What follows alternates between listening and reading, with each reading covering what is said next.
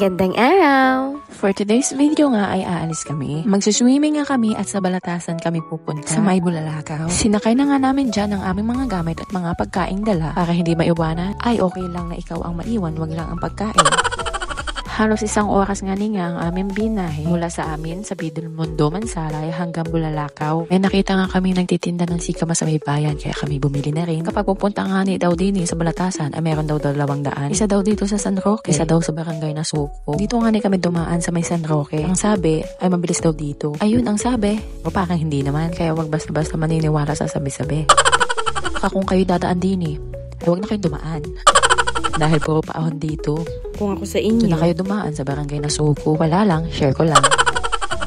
Pagkakating nga namin din sa May Balatasan, ay excited na agad ang mga batang itong maligo. Sa baba mo nga ay ganitong tanawin nga ang makikita mo. Napakapayapa at napakalinaw ng tubig. Kaya napakasarap maligo, hindi rin malakas ang alon. Pero bago nga yan, kailangan mong pumunta sa information desk para magpalista ng pangalan. Meron nga pala sila ditong maintenance fee, 10 pesos lang naman, para mapanatiling maganda at malinis ang Balatasan. Cottage nila dito ay hindi na sa tabi ng dagat, kundi nasa mismong dagat. Para ka nga makarating doon na cottage nila, ay sasakay ka nga doon sa ginawa nilang service na balsa. Hihilahin lang nga niya yung lubi papunta dun sa cottage. Iba't iba nga ang presyo ng cottage nila dito. Nakadepende nga sa laki at kung ano ang kasama ng cottage nila. Ocean Breeze nga ang binook naming cottage sa halagang 2,000 pesos. May kasama nga itong mini pool para sa mga bata. Napakalawak nga ng cottage na ito. At meron din ito sa taas. Napakapresko at napakasarap nga ng hangin dito sa taas. At syempre meron silang ilang paalaala dapat natin sundin at gawin. Hindi nga ni board ang outing nyo dito kasi marami silang water activities na pwede nyo subukan. Merong kayak,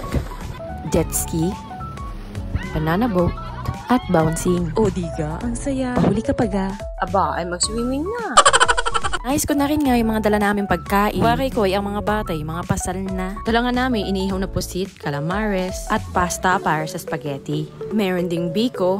At marami pa nga. Waray ko sa tingin pa lang ay busog ka na. Ay pag nasa harap mo naman ang pagkain, ay hindi ka makakain. Pag ito'y wala na, iyong hahanapin, sinuga ang garne. Oh, shoutout muna sa ninang kong maganda. Laminan pa nga, tagaluto lang naman. Okay na to! Wow! Oh, at naging si Mami Gristan Felix pa nga. Aba, syempre, hindi maaaring walang jinsito. Hindi makakakanta at hindi magkakaganito. O, diba? Nakaka-relax na. Mag-i-enjoy ka pa. O, sa mga nagbabalak mag-outing dyan. Punta na kayo din sa Balatasan. O siya, madami na akong chika. Paalam!